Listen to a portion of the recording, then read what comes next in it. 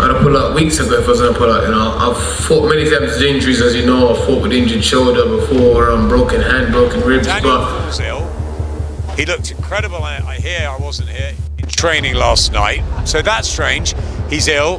He can't fight if he's ill. Okay, health has to come first. He didn't just cancel the fight, he walked away from the whole sport. Dillian Whyte has said goodbye to boxing just weeks before he was supposed to face young star Moses Itauma. He shared that money problems and not knowing what's really going on behind the scenes made him step back. Fans were shocked. Instead of stepping into the ring with the hungry 20-year-old ready to prove himself, Whyte chose to end it all here. For many, it felt like a surprising end to a tough fighter's long journey. I had to pull out 3-4 weeks ago when I knew that obviously the manager position was going to be in place. You know, obviously my camps cost a lot of money. My training camps cost me a lot of money, you know what I mean? So I had to just pull out early to save all of this and money and stuff. I got like a lot of people in camp that works for me. Eddie Hearn doesn't seem to believe Dillian Whyte is really done. The way he talks, you can hear the sarcasm, like he thinks Whyte is just pretending to retire so he can ask for more money later. Instead of stepping up to fight Moses Itauma, it feels like Whitey chose the easy way out. Hearn hints that this might not be a real goodbye, but more of a move to dodge a tough fight and save face. British fight fans, because we've got a chance to make the biggest fight in boxing, but, you know, if that is the last we see of him, he's had a great career. I doubt it, but you know, it's always best to come into retirement to make sure someone pays you to come out of retirement. But if that's his lot, much respect to him. And Eddie didn't stop there. He went straight for the jugular, calling out Whitey's body for giving up before he did. Hearn laid it bare. This isn't a proud retirement, it's a forced exit. Whitey's lost his chin, his speed, and the fire that once made him dangerous. Facing Moses would have meant facing the truth, and instead he disappeared. This isn't walking away on your own terms. It's running from the storm. Time to retire when your physicalities change. Your punch resistance isn't as good. You know, maybe you're a bit slower. Maybe your desire's not there. You know, see. Johnny Nelson pulls back the curtain. This isn't a heartfelt goodbye, it's a money move. According to him, Dillian Whyte's retirement isn't about emotion, it's about leverage. Hearn saw it a mile away. Whitey didn't just back out from facing Moses Itauma, he tried flipping fear into finances. That's not stepping away with dignity, that's hiding behind a payday. Actually, Eddie Hearn had kind of called that a couple of weeks before. He said he's probably going to try and retire to bump the purse bid up. Yeah. And just when you thought it couldn't get any more embarrassing, Carl Froch steps in, and he doesn't hold back. Even he's unsure if Dillian Whyte is chasing one last paycheck, or if he's simply done. But one thing's clear to Froch. This retirement isn't noble. It's a calculated move. A headline-grabbing exit to dodge the storm Moses Itauma was ready to unleash. Retirement, I'm not sure if it's genuine. Maybe it is, but I don't know what he's going to do now he's retired. But the fact of the matter is, he's announced his retirement. He's either trying to leverage for more money and putting himself in position, so he's got people begging for him to come out, or he's actually genuinely going to retire. Not sure what. Duke McKenzie didn't see Dillian Whyte's move as just a bad decision. He called it a disgrace. To him, this wasn't retirement, it was betrayal. Betrayal of the sport, the fans, and even his own family name. Instead of going out like a warrior, Whyte walked away. He didn't pass the torch with honor. He dropped it and ran. Duke says it's a slap in the face to his late father, who once believed in his son's grit. That belief, gone in seconds. This wasn't a tough choice, it was a coward's escape wrapped in excuses. And no matter what Whyte says now, Duke's message is clear. Real fighters don't run. It's just wrong, in my book. But you know what, I also think that, you know, what he's done, it's like a slap in the face for his dad. And just when it couldn't get more brutal, Johnny Nelson steps in and strips away the last excuse. He doesn't sugarcoat it. He calls Dillian Whyte the boy who cried wolf. It's not the first time Whyte's pulled the "I'm done" stunt, and fans are tired. Johnny speaks for those who once rooted for him, only to watch him disappear every time the pressure hits, be it retirement talks, injury claims, or failed test whispers. This latest move? Johnny's not buying it. No one is. Especially with the timing right when Moses Itauma was ready to make a statement. Nelson sees it for what it is. Fear dressed up as retirement. The same guy who once shouted anyone, anywhere is now ducking behind press releases. Johnny's message is simple. If you can't back up your words, don't say them. And Dillian Whyte, he's all talk now. He's not going to do it again. We've seen it before, and I'm quite sure the Commonwealth's going to be the boy that cried wolf. I think in reality, Carl Froch takes the gloves off, and this time he's not holding back. His frustration with Dillian Whyte has reached boiling point. Froch doesn't view this so-called retirement as honorable or heartfelt. He sees it as a last-ditch publicity stunt, a cheap grab for attention, not respect. According to Carl, Whyte isn't stepping away with class. He's milking headlines and playing games, maybe angling for a final payday or just trying to keep his name relevant. Froch doesn't mince words. I'm sick of it. And when a seasoned warrior like Carl Froch says that, you know it's serious. This isn't how a fighter bows out. This is how a man clings to relevance while dodging real challenges. Moses Itauma was knocking at the door, and instead of answering, Dillian slipped out the back. Froch's verdict? Dillian Whyte isn't retiring. He's running. And worse, he's turning the sport into a sideshow. He is trying to get attention, he's trying to stay in the limelight and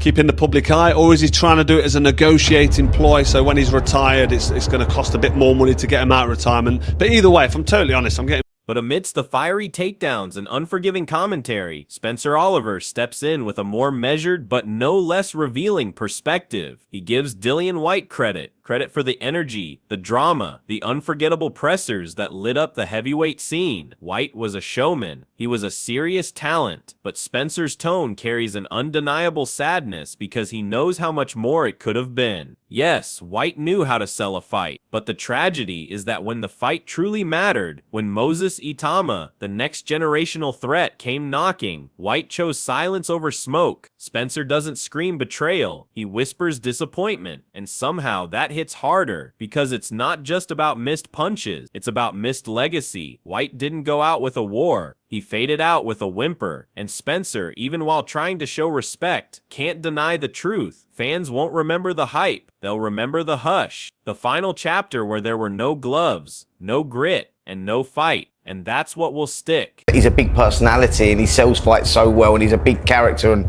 the press conferences, the build-up to fights, and what he delivers in the ring. The guy is a serious talent, and he'll be missed when he's retired, that is for sure. Colin Hart doesn't bother with pleasantries. He rips the bandage off and dives straight into the wound. Everyone else is tiptoeing around the failed drug tests. For Hart, this isn't gossip. It's a stain, a permanent one. Dillian Whyte hasn't just lost fans, he's lost credibility, and that's a currency you don't get back in boxing. 1 failed test? That's bad luck. 2? Suspicious?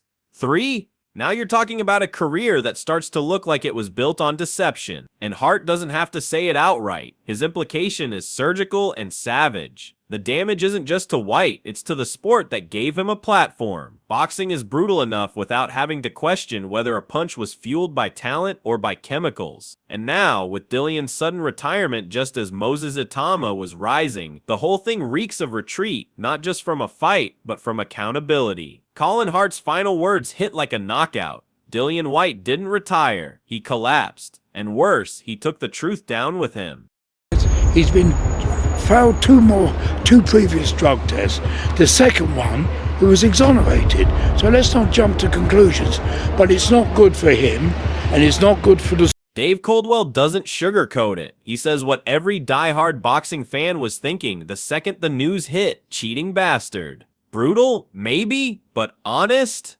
Absolutely. Coldwell doesn't hold back the fury, the betrayal, the letdown. This was a man once celebrated as a fearless, no-nonsense brawler, someone who'd go to war with anyone. But now, that image is shattered. What's left is a shadow of that fighter, ducking the biggest challenge of his career, wrapped in controversy, and yet again surrounded by whispers of failed tests. Yes, the full story isn't out, but Coldwell doesn't need to wait. The pattern is loud and clear. This wasn't just a step back, it was a fall from grace. Dillian's last-minute exit before facing a clean rising beast like Moses Itauma feels less like strategy and more like surrender. Coldwell's verdict stings. This wasn't just a duck, it was a dirty one. And with that, Dillian Whyte's legacy may have taken its final, unrecoverable blow. Fucking hell, cheating bastard. You know, that's the initial reaction. Whether it's a first fail or a third fail, that's the initial reaction. Your gut reaction is. But then obviously we don't know what he's failed for yet, and we don't know what it is. But then when it's someone that's failed 3 times, or this is the third adverse reaction.